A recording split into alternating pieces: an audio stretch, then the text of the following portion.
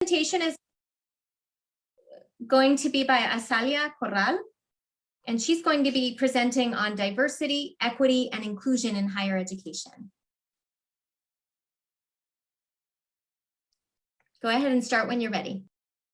Hi, everyone. My name is Azalea Corral, and my faculty mentor for this project is Dr. Jennifer Hughes, and my project is titled Diversity, Equity, and Inclusion in Higher Education.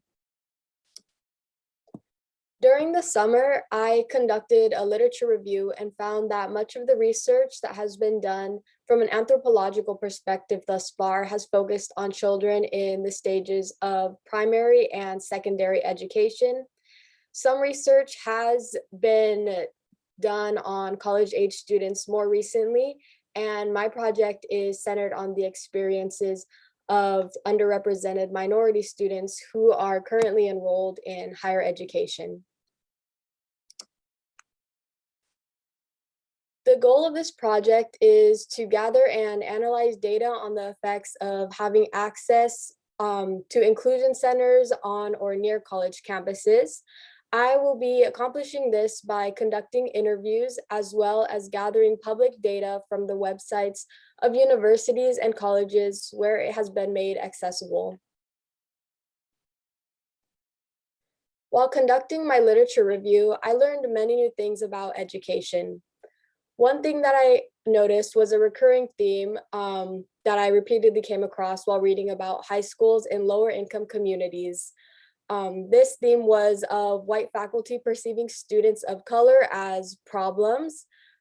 This quote was taken from the article, "They Write Me Off and Don't Give Me a Chance to Learn Anything, Positioning, Discipline, and Black Masculinities in School," written by Q. Allen, and discusses how this can affect the way that students view themselves and can also follow them into college, where it affects their confidence as well as their grades as a result of this.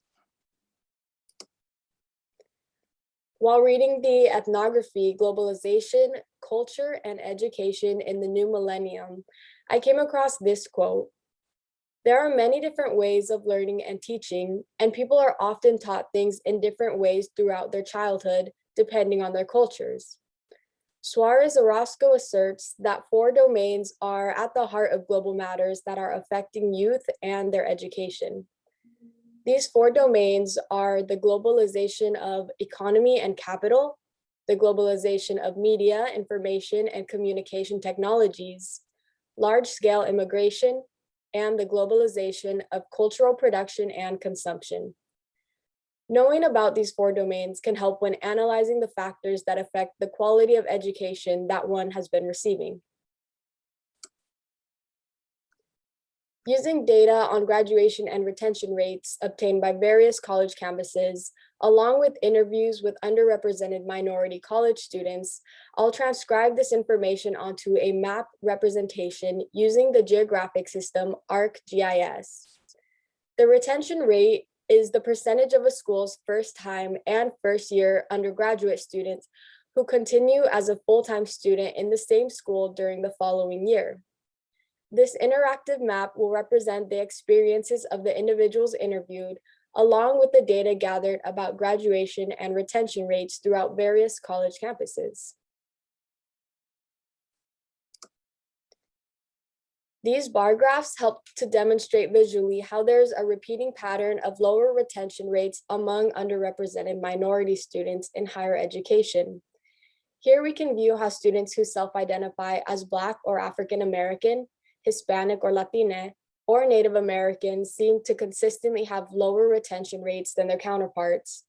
These graphs on this image were taken from the data that was published by the University of California on each of their campuses.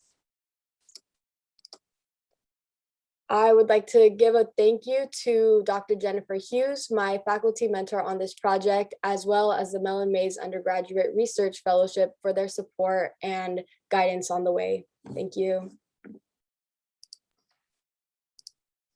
Thank you, Azalea. And if you would